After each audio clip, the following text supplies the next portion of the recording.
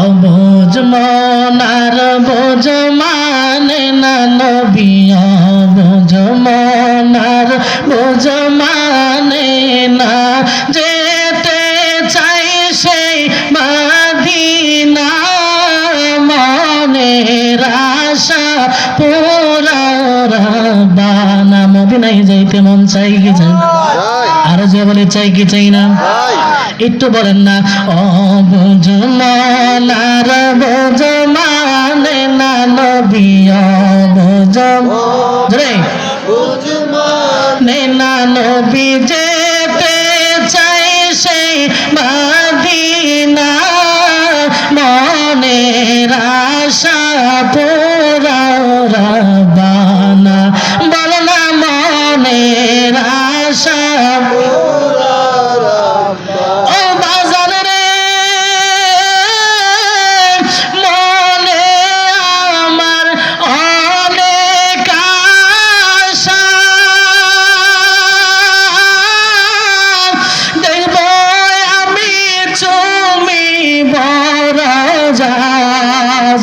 সুবহানাল্লাহ। ও বাজার রে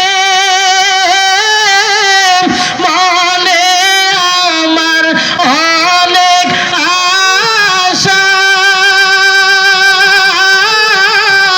দেখব আমি তুমি বড় যাও, সেই আশাতে চোখের জলে আমার, সেই আশাতে চোখের জলে আমার, দিল কেটে যায় কত না, মনের আশা রাব্বানা আমার। বুঝ মনার বোঝ মানে না রাসূল, বুঝ মনার নে না, যেতে চাই সেই মদিনা, মনের আশা পুরা রাব্বানা। সেই নবীর সম্মান রক্ষা করার দায়িত্ব কাদের বলেন তো? আরো জোরে বলেন কাদের? আজকে একদল বাতিলের দল, যারা নামদারি মুসলমান, যারা মাথায় পাগড়ি, গায়ে জুব্বা, মুখে দাড়ি, অথচ তাদের মুখে হচ্ছে গুস্তাখে রাসূল। কথা বলেন ঠিক কিনা? এই সমস্ত মুসলমান হওয়া না হওয়া হচ্ছে একই কথা। মুসলমান হওয়া যেই কথা, হিন্দু হওয়া, বৌদ্ধ হওয়া, খ্রিস্টান হওয়া একই কথা। বলেন ঠিক কিনা? রাসূল প্রেমিক ভাইরা, এর জন্য আমি বলবো প্রত্যেকের দায়িত্ব হচ্ছে, আমি আপনি যেরকম ভাবে মুসলমান হয়েছি, ইসলাম ধর্ম গ্রহণ করেছি, ঠিক অনুরূপভাবে আমার আপনার দায়িত্ব হচ্ছে আগে নামদার তাজদার মদিনা সরকারে দু আলম হযরত রাসূল পাক সাল্লাল্লাহু তাআলা আলাইহি ওয়াসাল্লামের সম্মান নিয়ে যদি কোনো মুসলমান, কোনো ইহুদি, যদি কোনো খ্রিস্টান, কোনো বৌদ্ধ যদি আমার নবীর সম্মানে আঘাত আনে, নিজের জীবন বাজি রেখে তাকে পাকড়াও করতে হবে। কথা বলেন ঠিক কিনা? রাসূল প্রেমিক ভাইরা, এই জন্য নবীকে ভালোবাসা দরকার আছে না নাই? যদি তাদের ভিতরে অন্তরে নবীর মহব্বত থাকতো, নবীর ভালোবাসা থাকতো, তাহলে কি নবীর সাথে বেয়াদবিমূলক কোনো কথা বলতে পারে? আর জোরে বলেন পারেন? কিছুদিন আগের কথা, একজন নামদারি আলেম, সে আমার নবীকে বলেন আমার নবী নাকি রাখাল ছিলেন, নবী নাকি কাউবয় ছিল, বলি নাউজুবিল্লাহ। যে ব্যক্তি আমার নবীর সাথে এমন অশোভনীয় বাক্য ব্যবহার করতে পারে, তাকে আমরা পায়ের জুতার সমান তুলে বলি। কথা বলেন ঠিক কিনা? আর যে ব্যক্তি একজন রিকশাওয়ালার অন্তরের ভিতরে যদি আমার নবীর প্রেম থাকে, তাকে আমরা মাথার তাজ হিসেবে গ্রহণ করি। কথা বলেন ঠিক কিনা? রাসূল প্রেমিক ভাইরা, এই জন্য আমরা যেমন মুসলমান হয়েছি, আমার বাবা যেমন মুসলমান, আমার দাদা যেমন মুসলমান, প্রত্যেকটা মুসলমানের দায়িত্ব হচ্ছে আমার আপনার নবীর প্রতি সম্মানের ইজ্জতে যেন কোনো মুসলমান, কোনো পুরুষ, কোনো নারী যেন হাত দিতে না পারে, আঘাত আনতে না পারে, সেদিকে আমাদেরকে লক্ষ্য করতে হবে। কথা বলেন ঠিক কিনা? তো বড় সরে পড়েন আল্লাহুম্মা সাল্লি আলা সাইয়্যিদিনা Allahumma salli sayyidina madana fiana maula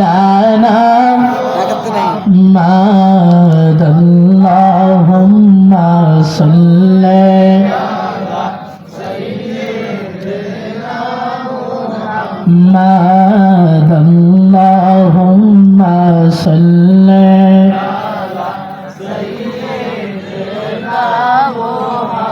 মাদনা Fiana শাফিয়ানা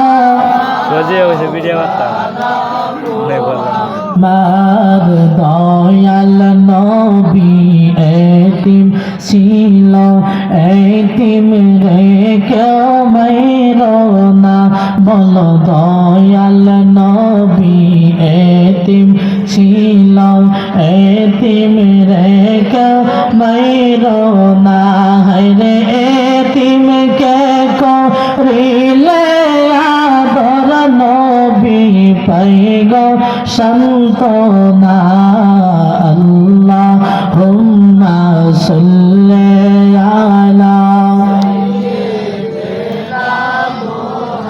মাদনা বিয়ানা শাফিয়ানা লানা মুহাম্মাদ আল্লাহুম্মা সাল্লি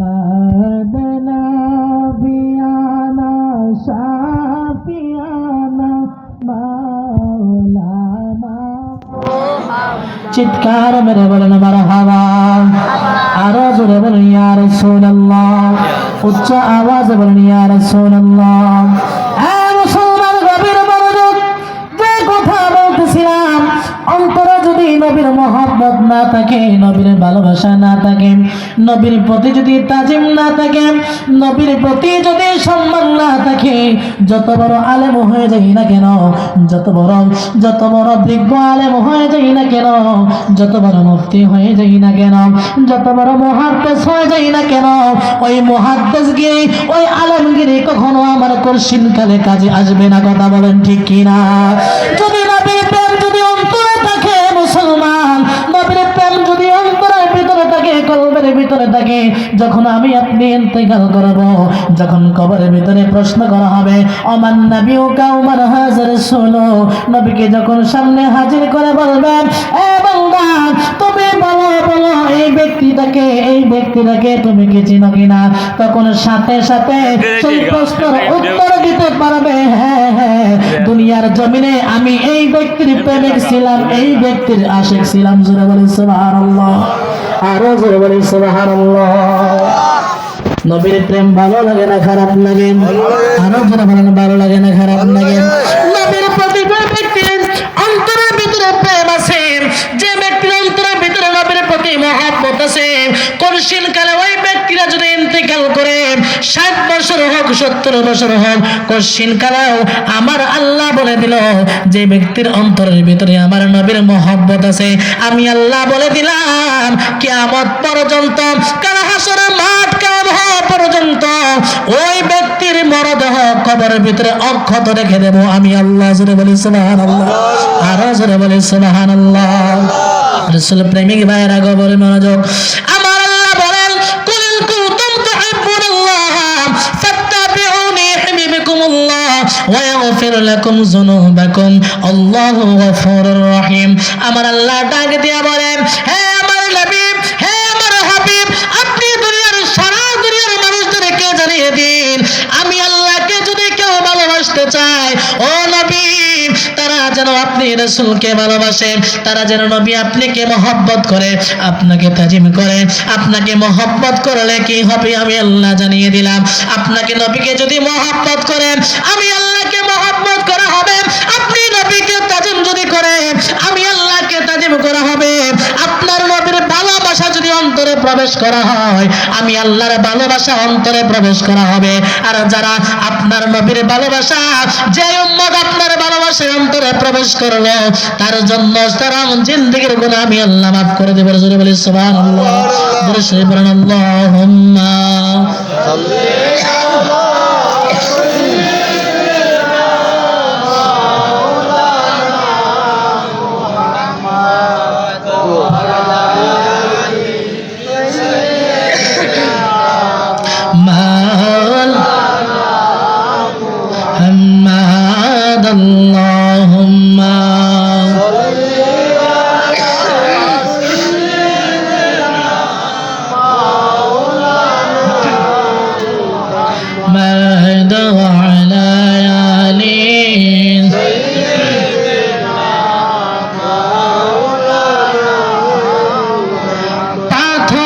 কালেমা পড়ে আমার নূর নবীজির প্রেমেতে ওস্তনে হান্নানা কাঁদে আমার দয়াল নবীর বিরহে। জোরে বলি সুবহানাল্লাহ। এর ভিতরে প্রেম আছে না নাই?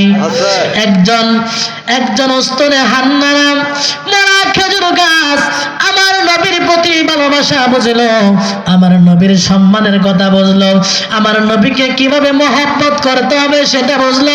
অথচ তুমি বড় বড় কিতাব পড়ে, রুহুল আমিন কুদুস পড়ে, তুমি আল কোরআন পড়ে, বিশ্বের বড় বড় হাদিসের কিতাব পড়ে, অথচ তুমি বুঝলা না আমার নবীর সম্মানটা কোথায়। কথাগণ ঠিক কিনা? হে মুসলমান ভাইয়েরা, পাথরে আমার নবীর প্রেম বুঝেছেন, উস্তনে হাল্লারে একটা মরা খেজুর গাছ আমার নবীর প্রেম বুঝলো।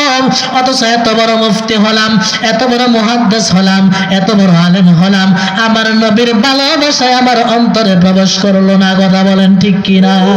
এই জন্য বলেছেন পাথরে কালেমা পড়ে আমার নূর নবীজির প্রেমেতে ওস্তনে হান্নানা কাঁদে দয়াল নবীর বিরহে।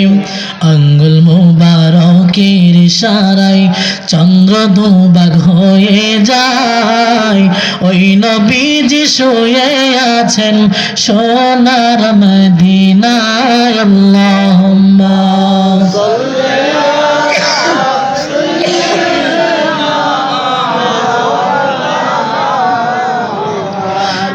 وعلى آله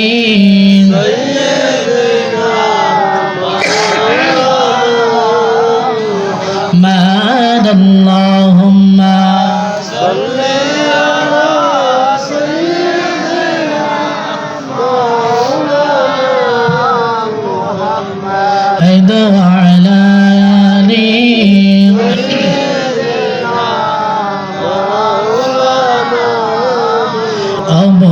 মনার বোঝ মানে না নবী, বোঝ মনার বোঝ মানে না, যেতে চাই সেই মদিনা মনের আশা পুরা রাব্বানা। মদিনায় যাইতে মন চাই কি চাই?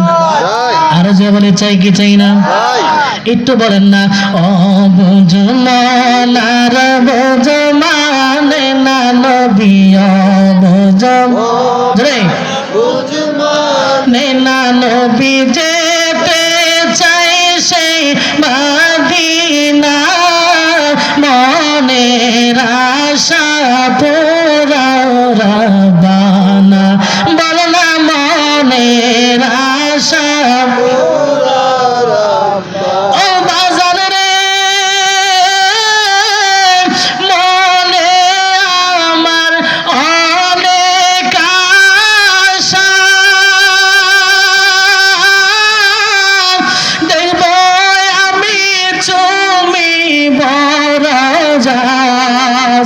সুবহানাল্লাহ। ও বাজার রে মনে আমার অনেক আশা,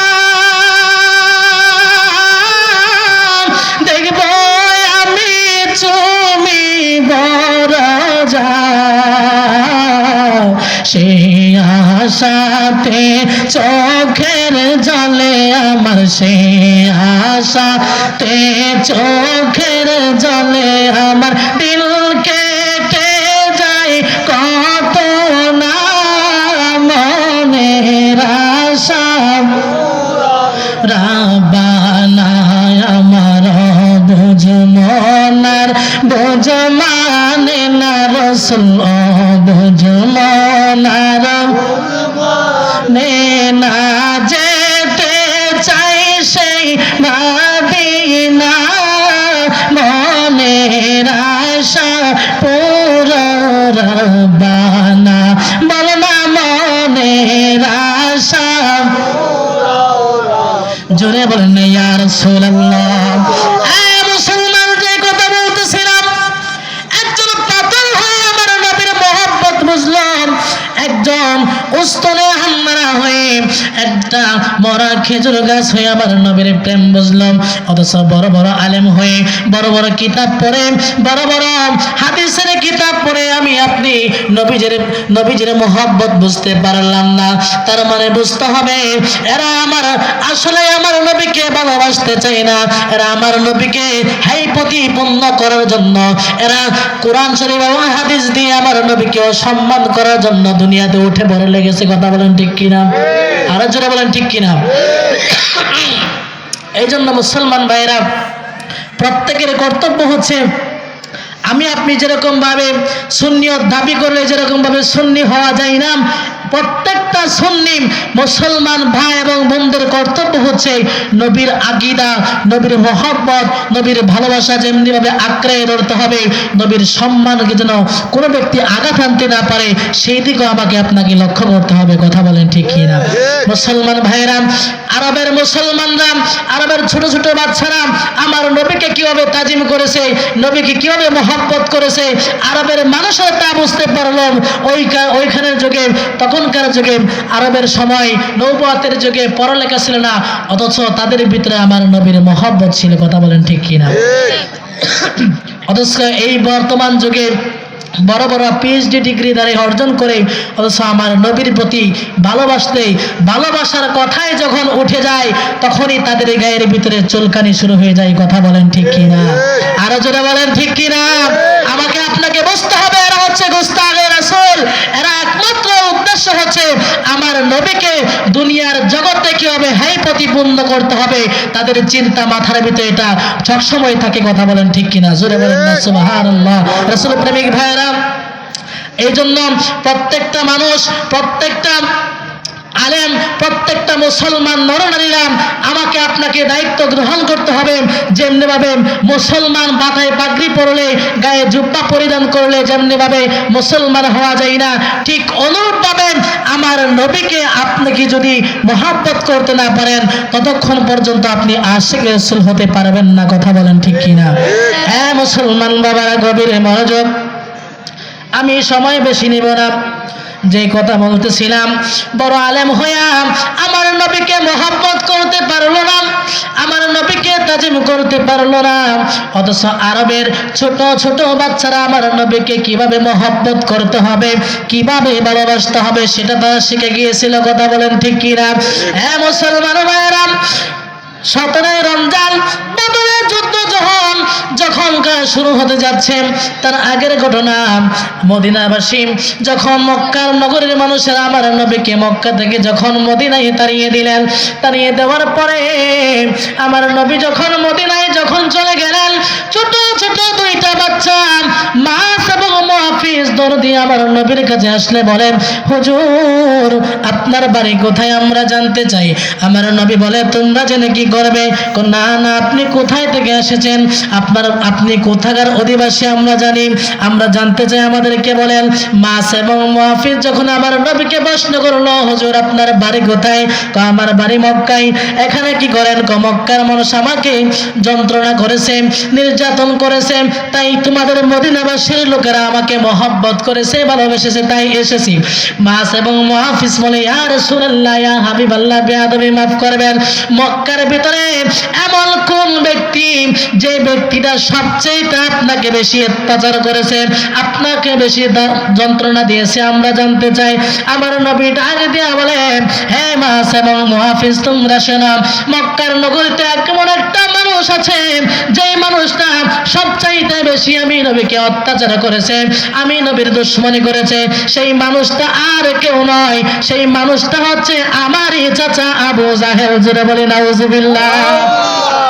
ছোট ছোট দুইটা শিশু বাচ্চা একজন আরেকজনের কানাকানি করে, ভাই আজকে থেকে মাথার ভিতরে ঢুকিয়ে নাও, যদি কখনো যুদ্ধের ময়দানে অংশগ্রহণ করতে পারি, ঠিক সেই মুহূর্তে যদি কখনো আবু জাহেলরে চিনতে পারি, আমার টার্গেট হচ্ছে ওই আবু জাহেলকে হত্যা করব। জোরে বলি সুবহানাল্লাহ। রাসূল প্রেমিক ভাইয়েরা, মাস এবং মুহাফিজ দৌড় দিয়া চলে গেল বাড়িতে।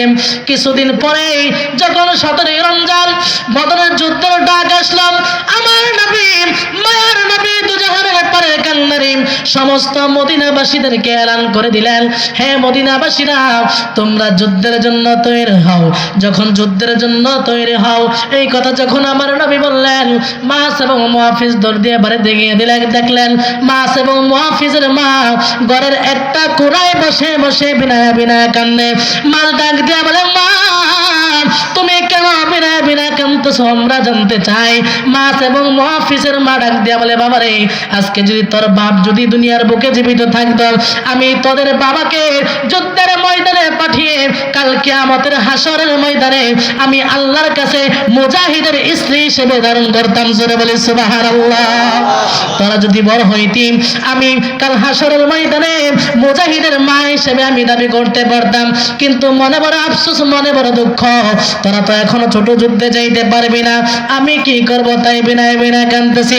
মা ডাক দিয়ে বলে, মা তুমি কান্না করো না, তুমি আমাদেরকে অনুমতি দাও, আমরা যুদ্ধের ময়দানে যাব, যুদ্ধের ময়দানে গিয়ে যুদ্ধ করব। আমরা ছোট হতে পারি, কিন্তু শক্তি দেওয়ার মালিক হচ্ছে আমার আল্লাহ। জোরে বলেন ঠিক কিনা? রাসূল প্রেমী ভাইরা, মাস ডাক দিয়ে বলেন, আদরের ইমাম, তুমি আমাদেরকে হুকুম দাও, আমাদেরকে আদেশ দাও, আমরা যুদ্ধের ময়দানে যাব। একমাত্র শক্তি দেবে আল্লাহ। আল্লাহ যদি চাইতে পারে, আমার 10 বছর, আমি 10 বছরের যুবক হইয়াও কাল কিয়ামতের ময়দানে তোমাকে মুজাহিদের মা হিসেবে সম্মানিত করতে পারবো। জোরে বলি সুবহানাল্লাহ। মাঝের মা ডাক দিয়া কয়, বাবা তুই পারবি? অনুমতি দেন, পারব। দৌড় দিয়া চলে গেল আমার নবীর দরবারে। নবী আমার ডাক দিয়া বলে, হ্যাঁ মদিনাবাসী, তোমরা সবাই আসো, কে কে যুদ্ধের ময়দানে যাবেন আমি তা সিলেকশন করব। যেমনি ভাবে তোমরা ঢালাও ভাবে আসছো, এমনি ভাবে তোমরা যদি যুদ্ধের ময়দানে যাও, যুদ্ধের ময়দান তো কোনো মসজিদের প্রাঙ্গণ না যে বসে বসে তুমি তসবিহ টানবে। কথা বলেন ঠিক কিনা? যুদ্ধের ময়দান হচ্ছে তোয়ালের কারবার, যেখানে অনেক শক্তির প্রয়োজন। এখন আমার নবী ডাক দিয়ে বলে, সবাই সিরিয়াল ধরো, সিরিয়াল ধরো, আমি বাছাই করব, আমি সিলেকশন করব কে কে যুদ্ধের ময়দানে যাবে। মাস এবং ডাক দিয়ে বলে, হ্যাঁ ভাই, ছোট ভাই মুহাফিজ, আমার নবী মায়ের নবী যেমনি ভাবে লোক সিলেকশন করতেছে, নিশ্চয় নিশ্চয় আমি তুমি এখান থেকে বাতিল করে যাব, কোনো সমস্যা নাই ভাই, তুমি সামনে দাঁড়াও, আমি কিছু দূর পিছনে দাঁড়াই। জোরে বলি সুবহানাল্লাহ। মাস যখন সামনে দাঁড়াইল, একে একে আমার নবী ডাক দিতেছে, ডাক দিতে আসতেছে আসতেছে। হঠাৎ করে যখন 10 বছরের বাচ্চা মাস যখন সামনে আসলাম, আসার পরে আমার নবী ডাক দিয়ে বলে, হ্যাঁ শিশু বাচ্চা, তুমি কি করে গেলেন? মাস ডাক দিয়ে বলে, ইয়া রাসূলুল্লাহ, ইয়া হাবিবাল্লাহ, নবী গো, ও মায়ার নবী, আপনার পক্ষ লইয়া কাফেরদের বিরুদ্ধে যুদ্ধ করার জন্য আসছি। আমার নবী ডাক দিয়ে বলে, তুমি ছোট বাচ্চা, পারবে না, পারবে না। আমার নবীকে বলে, ইয়া রাসূলুল্লাহ, ইয়া হাবিবাল্লাহ, আমার মা অনুমতি দিয়েছে আমি যেন আপনার সঙ্গে বদরের যুদ্ধে অংশগ্রহণ করি। জোরে বলি সুবহানাল্লাহ। নবীর প্রেম কাকে বলে মুসলমান? গভীর মনোযোগ। মাল ডাক দিয়ে বলে, ইয়া রাসূলুল্লাহ, আমার মা অনুমতি দিয়েছেন আপনার সাথে যেন আমি বদরের যুদ্ধে অংশগ্রহণ করি। আমার রাসূল ডাক দিয়ে বলে, হে মাস, যেই তো তোমার মা অনুমতি দিয়ে দিয়েছে, তোমাকে আমি বাধা দেব না, কারণ তোমাকে যদি বাধা দিয়ে যায়, আমি আল্লাহর কাছে কি জবাব দিব? আল্লাহ যদি আমাকে প্রশ্ন করে, হে নবী, আপনার পক্ষ লইয়া একটা যুবক আপনার পক্ষ লইয়া সে যুদ্ধে যাইতেছিল, আপনি কেন তাকে না করলেন? তার ভিতরে তো নবী আপনার ভালোবাসা আছে। জোরে বলি সুবহানাল্লাহ। দুরূদ শরীফ পড়েন, আল্লাহুম্মা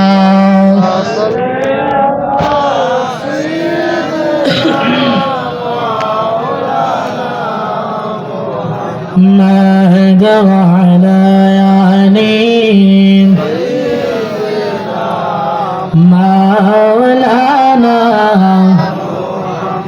আমি তোমার প্রেমের ভিখারি ইয়া রাসূলুল্লাহ, আমি তোমার প্রেমের ভিখারি। সবাই বলেন, আমি তোমার প্রেমের ভিখারি ইয়া রাসূলুল্লাহ, আমি তোমার প্রেমের ভিখারি ইয়া রাসূলুল্লাহ, ইয়া হাবিবাল্লাহ আমি তোমার প্রেমের ভিখারি তোমারি প্রেমে গো রাসূল নাই যে তুলনা নাই যে তুলনা গো নবী নাই যে তুলনা তোমারি প্রেমে গো রাসূল নাই যে তুলনা নাই যে তুলনা গো নবী নাই যে তুলনা তোমার প্রেমে জিন্দা হইল ওস্তলহান্না ইয়া রাসূলুল্লাহ তোমার প্রেমে জিন্দা হইল ওস্তলহান্না ইয়া রাসূলুল্লাহ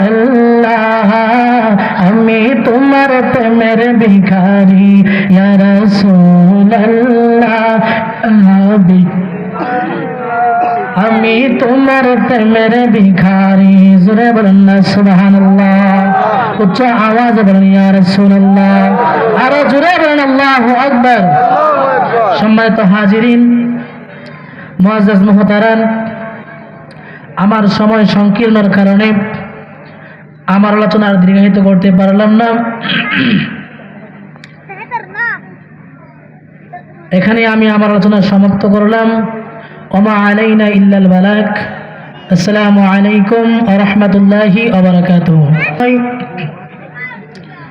যেহেতু আমি এলাকারই সন্তান সেই হিসেবে আমারও একটা দায়িত্ব আছে আমি আমার দায়িত্ব থেকে বলছি যে সমস্ত যুবক ভাইয়েরা পিতৃতুল্য বাবারা যারা দোকানপাটে ঘোরাফেরা করতেছেন আপনাদের প্রতি আমি উদারতা আহ্বান করব আপনারা অন্তত আজকের এই একটা রাত আমার নবীর জন্য ব্যয় করেন কথা বলেন ঠিক কিনা সারা জীবন তো গান বাজনা করলাম একটা রাত যদি আমি আপনি নবীর প্রতি যদি দিতে না পারি আল্লাহর কাছে কি জবাবদিহি করতে পারবো আরেকটি বিশেষ কথা আজকের এই মাহফিলের আয়োজনে বিশেষ করে আমার কাছে অনেক আনন্দ লাগছে কারণ আমি এই পর্যন্ত বড় হয়েছি আজকের এই বালুয়াঘাট জামে মসজিদের উদ্যোগে এককভাবে এলাকাবাসী মিলে এমনভাবে আর কখনো ওয়াজ মাহফিল হয় নাই এটাই প্রথম আল্লাহর কাছে লাখ লাখ শুকরিয়া যারা মাহফিল কমিটি আছেন আমি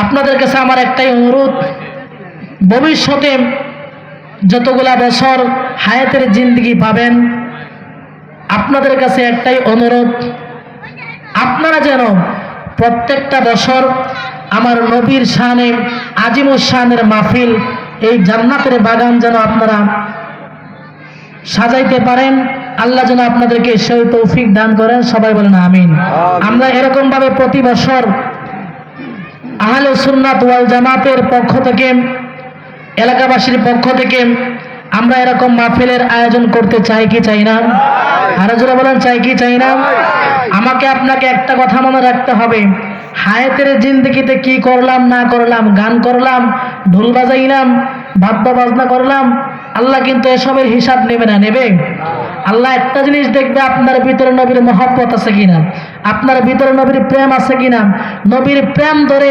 নবীর সুন্নতি লেবাস ধরে নবীর মহব্বতের প্রতি নবীর প্রেমের প্রতি আপনি ইসলামের কতটুকু খেদমত করেছেন আমার আল্লাহ সেই জিনিসটাই দেখবে কথা বলেন ঠিক কিনা এই জন্য আমি আপনাদেরকে বলবো এলাকাবাসীর প্রতি আমার উদারতা আহ্বান বাবা হায়াতের জিন্দেগিতে এমন কোনো কাজ করবেন না যেই কাজের জন্য একটা কথা মনে রাখবেন আজকে আমি যেমন আলেম হয়েছি এখনো পড়াশোনা করতেছি আমার পরবর্তী জেনারেশন তারাও আলেম হচ্ছে হাফেজ হচ্ছে একটা কথা মনে রাখবেন এক সময় আপনারা দুনিয়াতে থাকবেন না এই আলেমরা হাফেজরা দুনিয়াতে থাকবে এমন কোনো কাজ করবেন না যেন এই এলাকার আলেম এই এলাকার হাফেজ সন্তান একজন হাফেজে কোরআন অন্য এলাকায় গিয়ে সম্মান না পায় আমরা সেদিকে লক্ষ্য রাখতে রাজি আছি না নাই যে বলেন আছি না নাই আজকে একটা মনের দুঃখ প্রকাশ করতে চাই সেই দুঃখটা হচ্ছে বিভিন্ন জায়গায় বাংলাদেশের বিভিন্ন অঞ্চলে কিছুদিন আগেও গত সপ্তাহে শরীয়তপুর মাহফিল করছি সেখানেও মাহফিল করলাম দেখলাম বিশাল জাঁকজমক আমার নবীর প্রেমের প্রতি ভালোবাসা দেখাইয়া মানুষ দূর দূরান্ত থেকে ছুটে আসছে অবশ্য নিজের ভিতরে একটা দুঃখ লাগলো যে প্রতি বছর আমার গ্রামের ভিতরে গান বাজনা হয়, যাত্রা গানের আসর হয়, অথচ ওয়াজ মাহফিলের আয়োজন হয় না। এজন্য বাবা আমি প্রত্যেকের পায়ে হাত ধরে আমি অনুরোধ করতেছি, আমি যেন এই এলাকার একজন আলেম হিসেবে অন্য এলাকায় গিয়ে যেন আমি গর্ব করতে পারি যে আমার এলাকাটা হচ্ছে একটা আহলে সুন্নাত ওয়াল জামাতের পরিবার। কথা বলেন ঠিক কিনা? রাসূল প্রেমিক ভাইয়েরা, আপনারা মুরব্বী বাবারা যদি এই সমস্ত কাজ কারবার করেন, আমরা বর্তমান যারা আলেম আছি আমাদের অন্য এলাকায় গিয়ে মুখ দেখাইতে লজ্জা হয়। আমাদের পরবর্তী যে জেনারেশন আছে তারাও কে কখনো বলতে পারবে না আমি অমুক পোলার অমুক ঘরের সন্তান, আমার বাবা অমুক, আমি অমুকের কাছ থেকে আমি হাফেজ হয়েছি। তখন তারা একটা কথাই বলবে, তুমি হাফেজ হও যাই হও, তোমার বাবা একজন যাত্রাপালা গানে আসর করে। কথা বলেন ঠিক কিনা? এটা কি আমার আপনার জন্য ভালো নিউজ? জোরে বলেন। এই জন্য প্রত্যেককে আমি আহ্বান করব, বাবারা আমার কথায় কেউ কষ্ট নেবেন না, প্রত্যেকের কাছে আমি মাপ চাচ্ছি, কেউ কষ্ট নেবেন না। আপনার সম্মান রক্ষা করার যেমন আমার দায়িত্ব, একজন আলেম হিসেবে, একজন আলেমের বাবা হিসেবে, একজন হাফেজের বাবা হিসেবে ঠিক তদ্রুপভাবে আপনার ছেলের সম্মান রক্ষা করার দায়িত্ব আপনার। কথা বলেন ঠিক কিনা? না হলে একটা কথা মনে রাখবেন, হাদিসটা ছোট্ট করে বলে দেয়, আমার সময় শেষ, তারপরে আমি কিছু কথা বলতেছি। হাদিসটা হচ্ছে, কোন এলাকায় যদি একজন আলেম থাকে, কয়জন? একজন আলেম থাকে, থাকার পরেও যদি ওই এলাকায় যদি কোনো যাত্রা গান হয়, যাত্রা গানের আসর হয়, কাল কিয়ামতের ময়দানে আল্লাহ সর্বপ্রথম ওই আলেমকে ধরবে, বলবে তুমি থাকতে কেন ওই এলাকায় যাত্রা গানের আসর হইল? কথা বলেন ঠিক কিনা? হাদিসের কথা। আমার কথা যদি বিশ্বাস না হয়, আমার থেকে বড় বড় আলেম এখানে আছে, তাদের কাছ থেকে জিজ্ঞাসা করতে পারেন যে হুজুর আমাদের এলাকার একজন ছোট হাফেজ ভাই, একজন ছোট আলেম ভাই আমাদেরকে এই কথা বলেছে, কথা কি আসলে সত্যি কিনা? আসলে বাস্তব। আমি আশা করব কথাটা বিফলে যাবে না। এই জন্য সকলের কাছে আমি মাপ চাই, আমার কথায় কেউ মনে আঘাত নেবেন না। যেমনিভাবে আপনার সম্মান রক্ষা করার দায়িত্ব আমার সম্মান রক্ষা করার দায়িত্ব কিন্তু আপনাদের। কথা বলেন ঠিক কিনা? এই জন্য এমন কোনো কাজ করবেন না, আজকে থেকে সবাই তওবা করেন যে ভবিষ্যতে যে হাত দিয়ে আমি মাহফিলের কালেকশনের টাকা আমি হাতে নিয়েছি, সেই হাতে যেন ভবিষ্যতে আর কখনো যাত্রা গানের টাকা আমি না তুলি। কথা বলেন ঠিক কিনা? রাজি আছি তো? কে কে রাজি আছেন হাত তুলে আল্লাহকে দেখাবেন।